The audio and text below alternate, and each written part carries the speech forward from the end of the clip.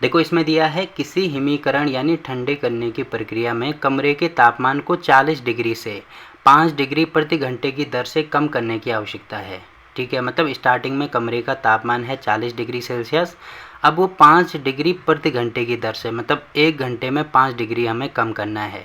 ठीक है, तो आगे दिया है इस प्रक्रिया को शुरू होने के 10 घंटे बाद कमरे का तापमान क्या होगा, ये हमें निकालना है। तो देखो स्टार्टिंग में तो कमरे का तापमान है 40 डिग्री, तो यहाँ पे लिख देंगे, देखो शुरुआत में कमरे का तापमान 40 डिग्री है तो ये हमने लिख दिया। उसके बाद दिया है 5 डिग्री प्रति घंटे की दर से, मतलब कमरे को प्रति घंटे की दर से प्रति घंटे ठंडा करने की जो दर होगी वो कितनी हो जाएगी, 5 डिग्री सेल्सियस हो जाएगी, जो कि हमें यहाँ पे दिया है। अब देखो एक घंटे में 5 डिग्री कम हो रहा है, तो 2 घंटे में कितना होगा, 10 डिग्री कम होगा। 3 घंटे में कितना होगा, 15 डिग्री कम होगा। अब देखो ये हमें कैसे पता लगा, ये हमें ऐसे पता लगा कि 1 घंटे में 5 डिग्री कम हो रहा है तो 1 गुणा 5 कर दो। 2 घंटे में 10 कैसे पता हो रहा है, 1 घंटे में 5 तो 2 घंटे में 5 गुणा 2 कर दो। वैसे 3 घंटे में 15 डिग्री कम हो रहा है तो कैसे पता लगा, 1 घंटे में 5 हो रहा है तो 3 घंटे में 5 गुणा 3 करेंगे। ठीक है, तो यहाँ पे हो जाएगा 15 डिग्री। अब देखो टोटल 10 घंटे के बाद इसमें दिया है, तो यहाँ पे लिखेंगे 10 घंटे बाद कुल तापमान में गिरावट। देखो कुल तापमान में कितनी गिरावट हो रही है, मतलब कितना कम हो रहा है, 1 घंटे में 5 हो रहा है तो 10 घंटे में करेंगे 5 गुणा 10, तो ये हो जाएगा यहाँ पे 50 डिग्री सेल्सियस। देखो 50 डिग्री सेल्सियस क्या हो रहा है, वो कम हो रहा है तापमान। ठीक है, अब देखो हमें दिया है कि कमरे का तापमान क्या होगा। ठीक है, तो यहाँ पे लिखेंगे 10 घंटे बाद कमरे का तापमान, तो यहाँ पे हमने लिखा 10 घंटे बाद कमरे का तापमान। अब देखो एक चीज़ मैं आपको बताना चाहता हूँ, शुरू में कमरे का तापमान कितना था, 40 डिग्री सेल्सियस था। अगर हमें ये पूछा होता कि 1 घंटे बाद कमरे के तापमान में कितने गिरावट आई, या ऐसे निकालना है कि 1 घंटे बाद कमरे का तापमान क्या होगा, तो स्टार्टिंग में 40 डिग्री था, 1 घंटे में 5 डिग्री कम हो रहा है तो यहाँ पर हम माइनस कर देंगे ना, मतलब 40 में से 5 माइनस कर देंगे तो ये हो जाएगा हमारे पास 35 डिग्री। ठीक है, कैसे पता लगा, शुरू में जो तापमान था उसमें से हमने माइनस किया 1 घंटे का तापमान। तो वैसे ही हमें दिया है, देखो शुरू में तो हमारे पास तापमान है 40 डिग्री सेल्सियस। अब हमें ये पता लगाना है कि 10 घंटे बाद कितना होगा, तो 10 घंटे बाद कितना है, देखो 50 की गिरावट हो रही है। पहले इसमें 1 घंटे में 5 की गिरावट हो रही है, तो यहाँ पे 50 के लिए निकालना है, मतलब 10 घंटे बाद के लिए निकालना है, तो 10 घंटे में 50 डिग्री का गिरावट हो रहा है। अब क्योंकि यहाँ पे भी माइनस कर रहे थे तो यहाँ पे भी माइनस करना पड़ेगा ना, तो देखो ये कितना हो जाएगा टोटल 40 माइनस मतलब 50 करेंगे तो ये हो जाएगा -10। माइनस क्यों होगा, क्योंकि यहाँ पे बड़ी संख्या के साथ में माइनस है, तो यहाँ पे डिग्री सेल्सियस हो जाएगा। तो इसका मतलब 10 घंटे बाद कमरे का तापमान क्या होगा, -10 डिग्री सेल्सियस होगा। ठीक, तो ऐसे इस क्वेश्चन को हमें सॉल्व करना है। तो देखो ये वाला क्वेश्चन भी हो गया। अब देखो अगला क्वेश्चन क्या दिया है इसमें, देखो इसमें दिया है 10 प्रश्नों वाले एक कक्षा टेस्ट में प्रत्येक सही उत्तर के लिए 5 अंक दिए जाते हैं। ठीक है, और प्रत्येक गलत उत्तर के लिए -2 अंक दिए जाते हैं। ठीक है, एवं प्रयत्न नहीं किए गए प्रश्नों के लिए 0 दिया जाता है, मतलब कोई अंक नहीं दिया जाता है। तो देखो सबसे पहले तो हमें ये दिया है कि सही उत्तर के लिए, कि सही उत्तर के लिए दिए गए अंक कितने हैं, 5 हैं। ठीक है, वैसे ही गलत उत्तर के लिए, गलत उत्तर के लिए दिए गए जो अंक होंगे वो कितने हैं, -2 हैं, तो यहाँ पे हो जाएगा -2। और प्रयत्न नहीं करने पर यहाँ पे लिख देंगे प्रयत्न नहीं करने पर दिए गए अंक कितने हैं, 0 हैं। ठीक है, अब देखो इसमें पहला पार्ट हमें ये दिया है कि मोहन 4 प्रश्नों का सही और 6 प्रश्नों का गलत उत्तर देता है, तो उसके द्वारा प्राप्त कितने अंक हैं।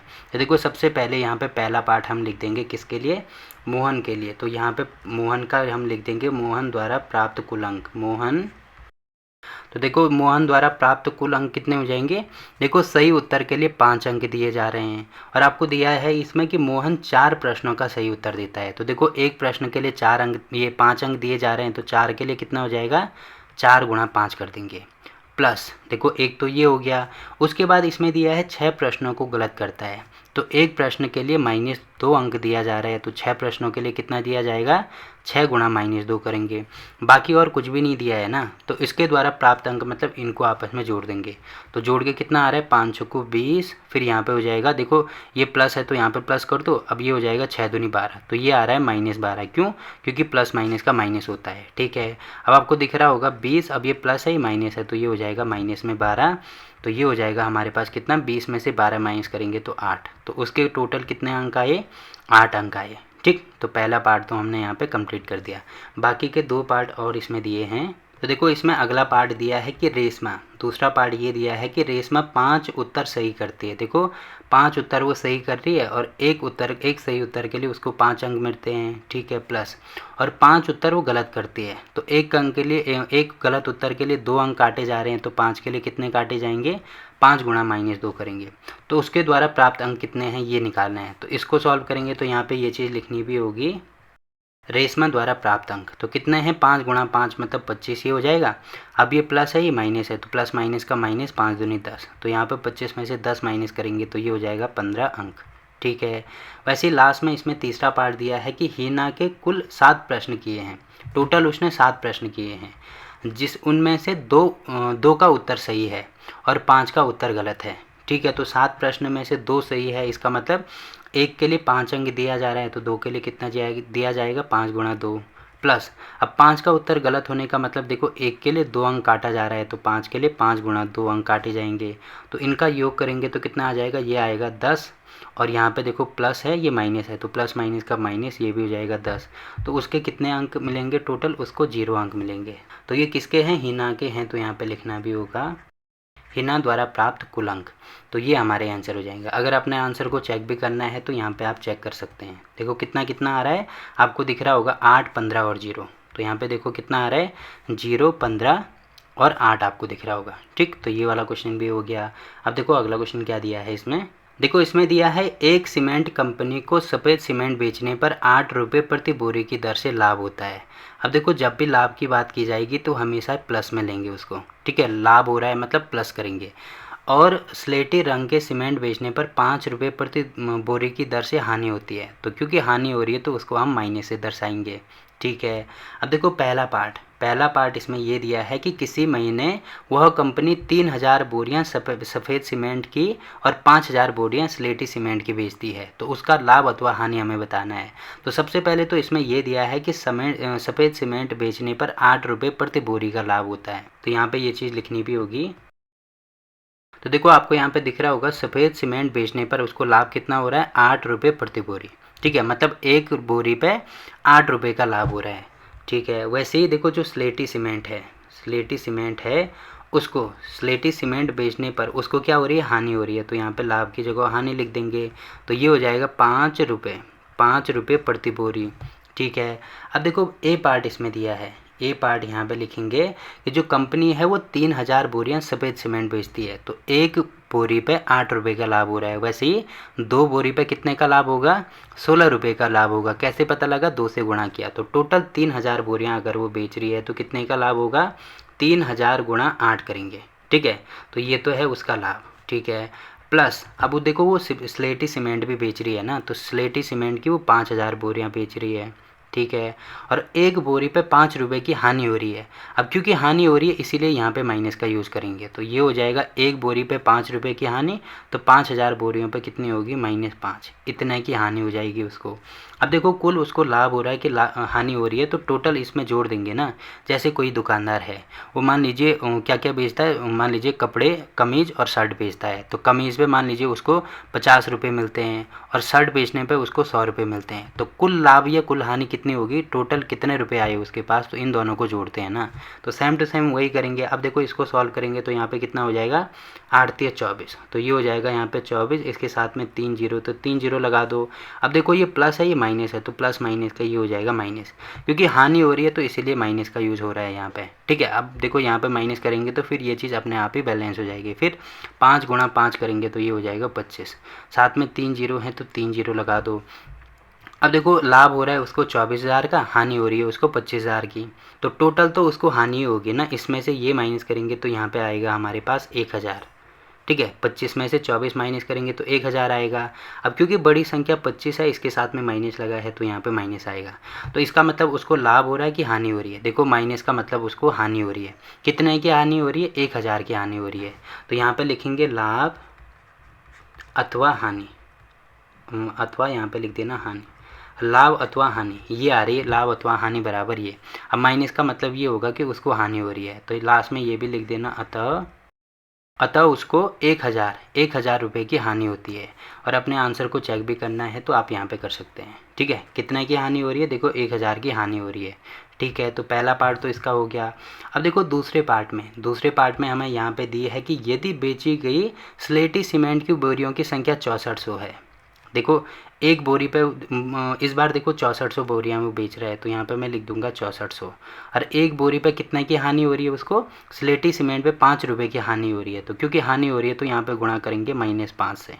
ठीक है, आगे दिया है तो कंपनी को स्लेटी सीमेंट की कितनी बोरियां बेचनी चाहिए, कितनी बोरियां बेचनी चाहिए। देखो स्लेटी नहीं होगा बल्कि यहाँ पे सफ़ेद होगा। ठीक है, क्योंकि जब वो सफ़ेद सीमेंट की बोरियां बेचेगा तभी उसको लाभ होगा। तो यहाँ पे होगा सफ़ेद सीमेंट की कितनी बोरियां बेचनी चाहिए, तो हमें नहीं पता कितनी बेचनी चाहिए। तो मान लीजिए वो एक्स बोरियां बेचता है, एक्स बोरियां बेचता है और सफ़ेद सीमेंट बेचने पर एक बोरी में 8 रुपये का लाभ होता है। तो एक्स पे कितना होगा, एक्स गुणा 8 कर देंगे। अब इसमें ये दिया है कि सफ़ेद सीमेंट की कितनी बोरियां बेचनी चाहिए ताकि उसको न लाभ हो और न ही हानि हो। न लाभ हो न हानि का मतलब यहाँ पे अगर मैं इनको जोड़ूंगा तो ये आना चाहिए हमारा 0 के बराबर। 0 का मतलब ये होगा कि उसको न तो लाभ होगा न हानि होगी। जैसे यहाँ पे हमने इसको और इसको जोड़ के हमने मतलब इन दोनों को जोड़ के बराबर ये लिखा है ना -1000। तो यहाँ पे -1000 लिखने का मतलब क्या था कि ये हानि हो रही है। अब देखो उसको ना तो लाभ होना चाहिए ना हानि होनी चाहिए, मतलब ये जो लाभ और हानि है इसके बदले तो 0 हो जाएगा ना। तो 0 होने का मतलब क्या है, तब उसको ना तो लाभ होगी ना हानि होगी। ठीक है, तो ये चीज़ यहाँ पे यही चीज़ आपको समझनी है। तो ये चीज़ मैंने आपको समझाने के लिए बोली है, तो यहाँ पे मैं इनको मिटा देता हूँ। ठीक है, तो लाभ और हानि नहीं होनी चाहिए तो 0 हो जाएगा। अब यहाँ पे ये चीज़ लिखनी भी होगी, पहले यहाँ पे बी पार्ट लिख देना और यहाँ पे लिख देना माना हुआ सीमेंट की एक्स बोरियां बेचता है, तब यहाँ पे लिख देना प्रश्नानुसार। अब प्रश्नानुसार क्या हो रहा है, देखो प्रश्नानुसार ये चीज़ यहाँ पे हो रही है। ठीक है, तो प्रश्नानुसार लिख देना, उसके बाद ये चीज़ यहाँ पे लिख देना। अब इसको सॉल्व करेंगे तो आपको दिख रहा होगा, मैं दिखाई देता हूँ। देखो इसको यहाँ पे मत लिखना, ऐसे लिख देना यहाँ पे पहले कि माना हुआ सफ़ेद सीमेंट की एक्स बोरियां बेचता है, उसके बाद लिख देना यहाँ पे प्रश्नानुसार लिख दिया। उसके बाद ये जो इक्वेशन मैंने यहाँ पे बनाई है उसको यहाँ पे लिखेंगे 6400 गुणा -5 प्लस ये हो जाएगा x गुणा 8 बराबर ये हो जाएगा 0। ठीक है, अब देखो यहाँ पे आपको दिख रहा होगा, इसको सॉल्व करेंगे तो देखो ये प्लस माइनस का माइनस हो जाएगा, फिर 2 जीरो हैं तो 2 जीरो। अब 5 का गुणा इसके साथ में करेंगे तो 5 चौको 20, 5 छक्के 30 और 2 कितना हो जाएगा 32। ठीक है, फिर यहाँ पे प्लस ये हो जाएगा 8x बराबर ये हो जाएगा 0। अब आपको दिख रहा होगा ये जो -3200 है इसको इधर लेके आएंगे तो यहाँ पे 8x बचेगा, ये माइनस है तो यहाँ जाके 25 ये यहाँ जाके प्लस हो जाएगा तो ये हो जाएगा 32,000 हो जाएगा ये। ठीक है, अब यहाँ पे मुझे केवल x चाहिए, तो मैंने आपको बोला था ना कि कोई भी संख्या अगर बराबर के इधर आती है तो प्लस का माइनस हो जाता है, माइनस का प्लस हो जाता है, वैसे ही गुणे का भाग होगा और भाग का गुणा होगा। तो यहाँ पे आपको दिख रहा होगा कि ये किस में है, इसके साथ में गुणे के साथ में है, तो यहाँ से ये संख्या भाग में आ जाती है, मतलब नीचे आ जाएगी। तो x की वैल्यू हो जाएगी 32,000 बटे में 8। अब इसका मतलब ये है कि 8 का भाग करना है हमें किस में, 32,000 में, तो ये हो जाएगा यहाँ पे 8 चौको 32। ठीक है, तो 8 चौको 32 हो रहा है तो यहाँ पे 0, उसके बाद 3 जीरो उतारेंगे तो 3 जीरो, मतलब x की वैल्यू हमारे पास आ गई 4000। तो इसका मतलब उसको सफ़ेद सीमेंट की 4000 बोरियां बेचनी पड़ेंगी, तभी उसको न तो लाभ होगा न हानि होगा। तो यहाँ पे लास्ट में लिख देना कि उसको सफ़ेद सीमेंट की 4000 बोरियां बेचनी पड़ेंगी। और अपना आंसर को अगर चेक भी करना है तो यहाँ पे कर सकते हैं। ठीक, तो देखो ये वाला क्वेश्चन भी हो गया। अब देखो अगला क्वेश्चन क्या दिया है इसमें, देखो इसमें दिया है निम्नलिखित को सत्य कथन में परिवर्तन करने के लिए रिक्त स्थानों को एक पूर्णांक से प्रतिस्थापित कीजिए। तो प्रतिस्थापित करने का मतलब यहाँ पे ये जो संख्या यहाँ पे हमें कुछ नहीं दिया है ना, तो इसके बदले कौन सी संख्या आएगी जिससे कि देखो मुझे 27 प्राप्त हो। तो जैसे यहाँ पे ए पार्ट हमें दिया है कि -3 इसमें दिया है गुणा, यहाँ पे कुछ भी नहीं है, बराबर 27 आना चाहिए। तो यहाँ पे कौन सी संख्या आनी चाहिए, अब देखो हमें तो पता ही नहीं है कौन सी संख्या आएगी। तो इसका करने का सिंपल सा ये तरीका है कि मान लीजिए यहाँ पे आता है x। ठीक है, यहाँ पे हमने ले लिया x। अब x आने का मतलब क्या है, मैंने बोला था ना कि यहाँ पे केवल x ही रहना चाहिए। तो अगर मुझे यहाँ पे x की वैल्यू निकालनी है तो ये जो संख्या आपको यहाँ पे दिख रही है ना, तो इसके साथ में गुणा में आ रही है, तो बराबर के इधर जाएगी तो गुणा का क्या हो जाता है, भाग हो जाता है। मतलब यहाँ पे मैं लिख सकता हूँ x बराबर ये हो जाएगा यहाँ पे 27 और गुणा का ये भाग लिखो या बटा लिखो एक ही बात होती है, और ये -3 यहाँ पे नीचे आ जाएगा। तो -3 नीचे आ गया, केवल यहाँ पे x बचा। ठीक है, अब आपको दिख रहा होगा कि मुझे इसमें भाग करना है। अब देखो माइनस को यहाँ पे एक चीज़ आपको ये भी समझनी है कि कहीं पे अगर 1/2 है तो माइनस में 1/2 लिखो, या 1/2 माइनस को नीचे लिखो, या माइनस को बीच में लिखो, इन सब का मतलब एक ही होता है। कौन सा मतलब होता है कि माइनस हमेशा यहाँ पे इसको ऐसे लिख सकते हैं कि x बराबर ये हो जाएगा -27/3, ऐसे इसको लिखा जा सकता है। ये आपको ध्यान रखना है, ये हमेशा ही आपके काम आएगा, ठीक है। माइनस को ऊपर लिखो, नीचे लिखो या बीच में लिखो, इन सब का एक ही मतलब होता है, ठीक है। ये चीज़ हमने यहाँ पे कर दी है। अब अगर मैं इसको 3 से काटूंगा तो यहाँ पे हो जाएगा 3 एकम 3 और 9 तिया 27। इसका मतलब यहाँ पे x बराबर हो जाएगा -9। तो x की वैल्यू हमने निकाल दी -9। या ये चीज़ आपको समझ में नहीं आ रही कि काटते कैसे हैं, तो यहाँ पे 3 लिख दो भागा 27, क्योंकि 27/3 मतलब ये होता है ना कि 3 का भाग 27 में करना है। तो कितनी बार जाएगा, 9 बार। तो 9 तिया 27, यहाँ पे 0 आ रहा है। तो देखो ये जो 9 यहाँ पे आया वही चीज़ हमने यहाँ पे लिखी है। तो इसका मतलब देखो ये चीज़ हमने यहाँ पे x मानी थी ना, अब x की जगह पे क्या आ जाएगा, -9 आ जाएगा। मतलब मैं यहाँ पे कह सकता हूँ कि -3 गुणा -9, इसकी वैल्यू किसके बराबर होगी, 27 के बराबर होगी। आप चेक करके देख सकते हैं। देखो माइनस है तो माइनस माइनस का ये हो जाएगा प्लस, और 9 गुणा 3 तो ये हो जाएगा 27। तो प्लस में 27 ही आ रहा है ना। तो इसका मतलब ये जो संख्या थी हमने यहाँ पे रिक्त स्थान में, ये जो संख्या थी ये हमने भर ली। क्या आ जाएगा यहाँ पे, -9 आ जाएगा, ठीक है। तो पहला पार्ट तो इसका हो गया। सेम टू सेम ये वाला पार्ट भी इसमें करेंगे। तो यहाँ पे थोड़ी देर के लिए इसको x मान लो, ठीक है। तो दूसरा पार्ट में यहाँ पे बता देता हूँ। बी पार्ट इसमें होगा 5 गुणा यहाँ पे डैश है बराबर -35। तो थोड़ी देर के लिए इसके बदले यहाँ पे x मान लो। अब यहाँ पे केवल x मुझे चाहिए तो 5 को नीचे लेके आना पड़ेगा। तो x बराबर हो जाएगा -35/5, ठीक है। अब देखो इसको काटेंगे तो यहाँ पे हो जाएगा 7, 5 से 35 होगा ना। तो x बराबर हमारे पास आ गया -7। इसका मतलब वो संख्या क्या हो जाएगी, वो संख्या हो जाएगी हमारे पास 5 गुणा जहाँ पे x है वहाँ पे हो जाएगा -7 और बराबर कितना हो जाएगा, -35, ठीक है। मतलब 7 गुणा 5 देखो 35 हो रहा है, और प्लस माइनस का माइनस हो रहा है। तो ये वाला पार्ट भी हो गया। बाकी ये वाला जो पार्ट है ये आपके लिए होमवर्क है, इसको आप खुद ही कर सकते हैं। यहाँ पे x मानना, ये जो संख्या है इसको नीचे लेके आना, ठीक है। अब देखो ऊपर और नीचे सेम संख्या है तो माइनस से माइनस कैंसिल हो जाएगा, ये भी आपको ध्यान रखना है, ठीक है। फिर इसको सॉल्व करेंगे तो यहाँ पे आपको दिख रहा होगा 7 ही आएगा। तो ये हो जाएगा यहाँ पे 7, और लास्ट में इसको भी मैं आपको बता देता हूँ। तो ये हो जाएगा यहाँ पे, इसके बदले यहाँ पे x मान लो ना। तो ये हो जाएगा x बराबर 132, और ये जो यहाँ पे गुणा में आ रहा है ना, तो इस पूरे को नीचे लेके आओ। तो ये हो जाएगा -12, ठीक है। अब मैंने बोला था माइनस को नीचे लिखो या ऊपर लिखो, एक ही बात है। तो x बराबर हो जाएगा -132/12। अब 12 का भाग करना है हमें 132 में। तो ये हो जाएगा 1, तो यहाँ पे होगा 12, फिर 1 से इस पर बचा 12, तो 12 कम 12, तो आपको दिख रहा होगा 11 आ रहा है। मतलब इसको काट के मुझे क्या मिलेगा, 11 मिलेगा। तो x बराबर हो जाएगा -11। तो ठीक है, जहाँ पे x है वहाँ पे हम लिख देंगे क्या, -11। तो देखो -11 गुणा 12 करेंगे तो मुझे 132 ही मिलेगा, ठीक है। तो इस प्रकार से ये वाले क्वेश्चन भी सॉल्व होंगे। तो देखो क्वेश्चन नंबर 9 भी यहाँ पे कंप्लीट होता है। इसी के साथ जो एक्सरसाइज 1.3 है वो भी यहाँ पे कंप्लीट होती है। अब देखो इस एक्सरसाइज में अगर किसी भी क्वेश्चन में अगर आपको कोई भी चीज़ समझ में नहीं आती है तो आप कमेंट करके पूछ सकते हैं, ठीक।